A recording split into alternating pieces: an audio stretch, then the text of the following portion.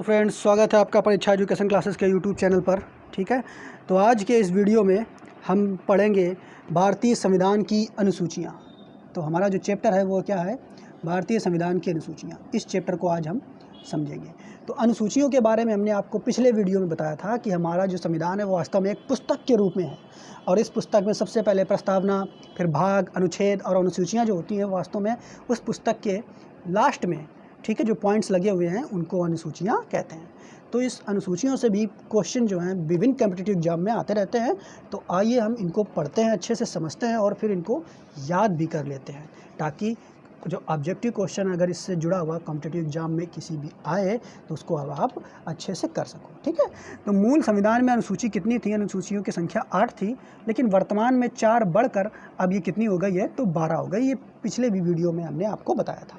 तो देखिए, अब हम शुरू करते हैं कि कौन कौन सी अनुसूचियाँ हैं।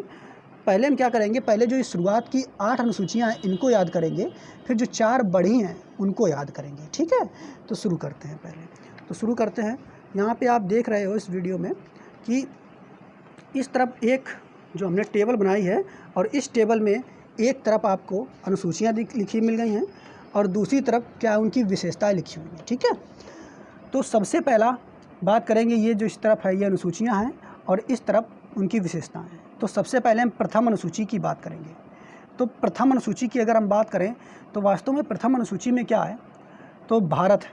ठीक है, हमारा देश है, इसके बारे में बताया गया, उसके राज्य और उसके केंद्र शासित प्रदेश के बारे में बताया गया। ठीक है, तो पहला याद करोगे आप, प्रथम चाहे अनुसूची हो, चाहे प्रथम भाग हो या प्रथम अनुच्छेद हो, उन सभी में भारत, उसके राज्य और केंद्र शासित प्रदेश के बारे में ही बताया गया। तो पहला बिल्कुल हमें याद रखना, क्या प्रथम अनुसूची में क्या है? भारत है। ठीक है, उसके राज्य और केंद्र शासित प्रदेशों का वर्णन है। इसके बाद आएंगे द्वितीय और तृतीय अनुसूची को, इसको पढ़ेंगे। तो द्वितीय अनुसूची में क्या है इसको याद करेंगे। ठीक है, तो द्वितीय अनुसूची में क्या होगा, जो हमारा भारत राज्य अगर बन गया, ठीक है, तो भारत राज्य बन गया या केंद्र शासित राज्य बन गया तो क्या हुआ, अब इसको चलाने के लिए कुछ लोगों की नियुक्ति होगी। अब जो नियुक्ति होगी तो वास्तव में एक प्रधानमंत्री होंगे, राष्ट्रपति होंगे संघ को चलाने के लिए, जबकि ठीक है राज्यों को चलाने के लिए मुख्यमंत्री होंगे। तो द्वितीय अनुसूचियों में क्या है, इन्हीं के किनके जो विभिन्न पदाधिकारी हैं इनके वेतन और भत्ते के बारे में वर्णन है। किसके बारे में? कि इनको कितनी तनख्वाह दी जाए, वेतन और भत्ते के बारे में वर्णन किसमें है? तो द्वितीय अनुसूची में। किनके वेतन और भत्ते के बारे में? जैसे राष्ट्रपति, ठीक है, न्यायाधीश, ठीक है, और इसके बाद राष्ट्रपति, तो इनके वेतन और भत्ते के बारे में वर्णन किया गया है। तो द्वितीय अनुसूची में ये है। तृतीय अनुसूची में चलेंगे तो तृतीय अनुसूची में बात करेंगे तो इसमें क्या है, इन्हीं जो विभिन्न पदों पे ये आश्रित हैं, राजनेता या कुछ भी कह सकते हो आप, राष्ट्रपति, ठीक है, प्रधानमंत्री, अन्य, ठीक है, तो इनका शपथ का वर्णन है। किसका वर्णन किया गया है? शपथ। यानी तृतीय अनुसूची में क्या है, तो द्वितीय और तृतीय अनुसूची दोनों जो हैं वो वास्तव में किससे संबंधित हैं? तो भारत के बड़े पद जो हैं, जैसे राष्ट्रपति, न्यायाधीश, उपराष्ट्रपति, तो द्वितीय अनुसूची में वेतन है उनका, तृतीय अनुसूची में उनके शपथ का वर्णन है। ठीक है, तो ये द्वितीय और तृतीय भी अनुसूचियों को एक साथ हमने याद कर लिया। इसके बाद अब हम चौथी अनुसूची में चलेंगे और चौथी अनुसूची को अलग से याद करेंगे। इस चौथी अनुसूची में क्या है, तो चौथी अनुसूची में हम देखेंगे कि हमारा जो संसद होता है, तो संसद का एक भाग है राज्यसभा। संसद का एक भाग क्या है? राज्यसभा। तो राज्यसभा में जो व्यक्ति चुन के आते हैं, तो उसमें राज्यसभा में कुछ व्यक्ति मनोनय के द्वारा चुने जाते हैं। ठीक है, तो राज्यसभा में सीटों का आवंटन, ठीक है, या वास्तव में जो मनोनीत होते हैं व्यक्ति, तो राज्यसभा में सीटों की संख्या कितनी होगी, या राज्यसभा में जो मनोनीत होकर के व्यक्ति आ रहे हैं या सदस्य आ रहे हैं, ठीक है, वो कहाँ के होंगे, तो राज्यों के भी होंगे और केंद्र शासित प्रदेशों के होंगे। ठीक है, समझ रहे हो कि नहीं? तो राज्यसभा में जो मनोनय के द्वारा व्यक्ति चुन के आएंगे उनका वर्णन किस में है? चौथी अनुसूची में। राज्यसभा में जो सदस्य चुन के आ रहे हैं वो कहाँ से आएंगे, तो राज्यों से आएंगे और केंद्र शासित प्रदेशों से भी आएंगे। ठीक है, तो ये बात आपको याद रखनी है। तो पहली अनुसूची हमने याद की, पहली अनुसूची में भारत, राज्य तथा उसके केंद्र शासित प्रदेशों का वर्णन है। द्वितीय और तृतीय अनुसूची में क्या है, भारत के जो विभिन्न बड़े पद हैं उनमें दूसरे पद में क्या है, उनके वेतन और भत्तों का वर्णन है। और तृतीय अनुसूची में क्या है, तो तृतीय अनुसूची में उनके शपथ ग्रहण का वर्णन है। ठीक है, चौथी अनुसूची में हमने आपको बता दिया कि राज्यसभा में जो सदस्य होते हैं उनका मनोनयन कैसे चुने जाएंगे। ठीक है, उनका वर्णन किया गया है। अब हम चलेंगे 5वीं अनुसूची की तरफ। ठीक है, तो 5वीं और 6ठी अनुसूची को भी हमें एक साथ याद करना है। तो 5वीं अनुसूची क्या है, इसमें समझते हैं। तो 5वीं अनुसूची में क्या है, इसमें अनुसूचित जाति, भारत की जो अनुसूचित जातियाँ होती हैं, ठीक है, यानी SC ST, अनुसूचित जाति और जनजाति के प्रशासन का वर्णन किया गया है इसमें। ठीक है, 5वें अनुसूची में क्या वर्णन किया गया है, तो भारत की अनुसूचित जाति जनजाति प्रशासन का जो है वर्णन किया गया है। ठीक है, बात समझ में क्या आई। 5वीं अनुसूची भी हमें याद हो गई। 6वीं अनुसूची में क्या है, तो 6वीं अनुसूची में भी अनुसूचित जनजातियों का वर्णन किया गया है। ठीक है, लेकिन इनका जो अनुसूचित जनजातियों का वर्णन किया गया है वो केवल कुछ विशेष राज्यों के लिए किया गया है। और वे विशेष 4 राज्य कौन हैं, तो उनको आपको याद करके रखना है। कौन कौन है, असम, ठीक है, मेघालय, त्रिपुरा, मिजोरम। ठीक है, ऐसे आप याद इनको चाहो तो कर सकते हो, जैसे असम, मेघालय, त्रिपुरा, मिजोरम। तो असम को A से, ठीक है, मेघालय को M से, त्रिपुरा को T से और मिजोरम को M से। तो AMTM असम, ठीक है, A से असम, M से मेघालय, T से त्रिपुरा और M से मिजोरम। असम, मेघालय, त्रिपुरा, मिजोरम। ठीक है, तो 5वीं अनुसूची में हम जान चुके हैं अनुसूचित जाति और जनजातियों का वर्णन है। ठीक है, अनुसूचित जाति और जनजातियों के प्रशासन का वर्णन है।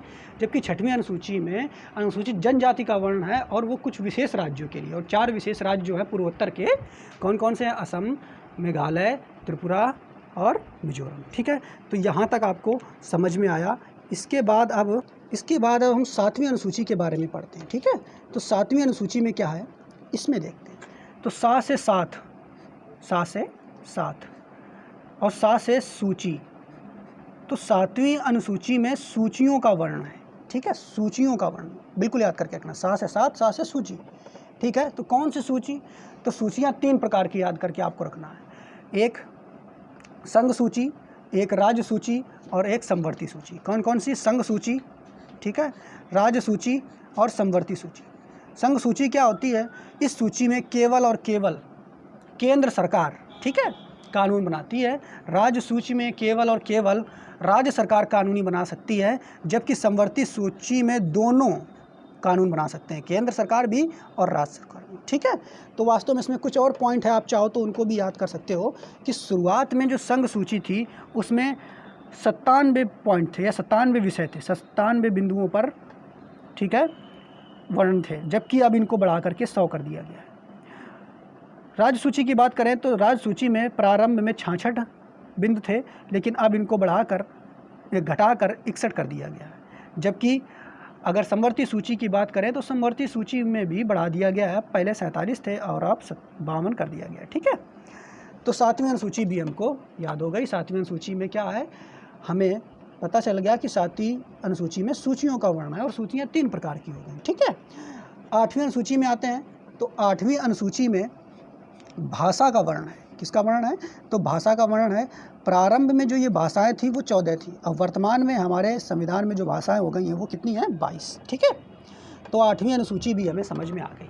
तो एक बार रिवाइज कर लेते हैं जल्दी से, कौन कौन सी अनुसूची हमने पहला पढ़ा। तो पहली अनुसूची में हमने भारत, उसके राज्य, केंद्र शासित प्रदेशों के बारे में पढ़ा।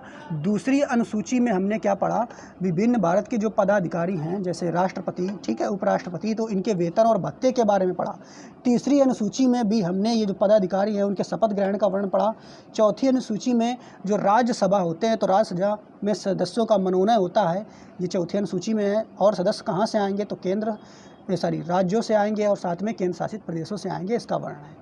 5वीं अनुसूची की अगर हम बात करें तो उसमें अनुसूचित जाति जनजाति के प्रशासनों का वर्णन है। ठीक है, 6ठी अनुसूची की अगर हम बात करेंगे तो अनुसूचित जनजाति का वर्णन है, लेकिन वो 4 विशेष राज्यों के लिए, असम, मिजोरम, ठीक है, असम, मिजोरम, त्रिपुरा और मेघालय। ठीक है, ये 4 राज्य हैं। इसके बाद 6ठी हो गई अनुसूची। 7वीं अनुसूची में बात करेंगे तो 7वीं अनुसूची अभी हमने आपको बताया, सूचियों का वर्णन है। और कौन सी सूची, 3 प्रकार की, संघ सूची है, राज्य सूची है, समवर्ती सूची है। जबकि आगे हम बात करेंगे 8वीं अनुसूची में तो भाषा का वर्णन है, ठीक है। और भाषा कितनी प्रकार की है, तो प्रारंभ में ये भाषाएं जो थी 14 प्रकार की थी हमारे संविधान में, अब बढ़ करके कितनी हो गई हैं, 22, ठीक है। तो ये पॉइंट आपको याद रखने हैं। अब हम चलते हैं कि जो 4 अन्य अनुसूचियाँ हमारे संविधान में जोड़ी गई हैं उसमें क्या है, ठीक है। तो देखते हैं जो 4 अन्य अनुसूचियाँ जोड़ी गई उसमें क्या है, इनको हम समझ लेते हैं।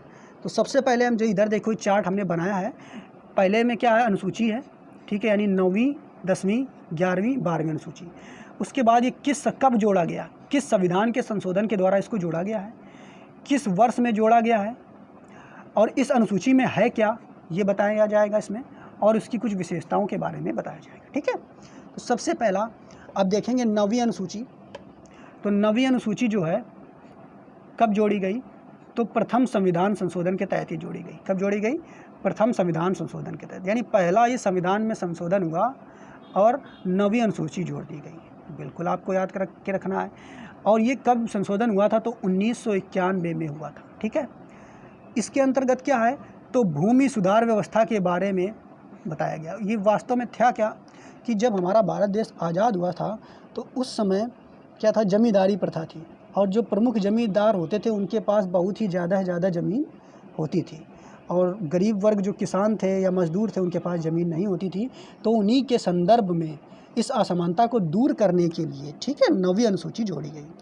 तो जब ये 9वीं अनुसूची जोड़ी गई तो पहले इसे न्यायालय में चुनौती नहीं दी जा सकती थी, लेकिन अब क्या हुआ है, अब इसकी विशेषता में कि अब इसमें चुनौती दी जा सकती है।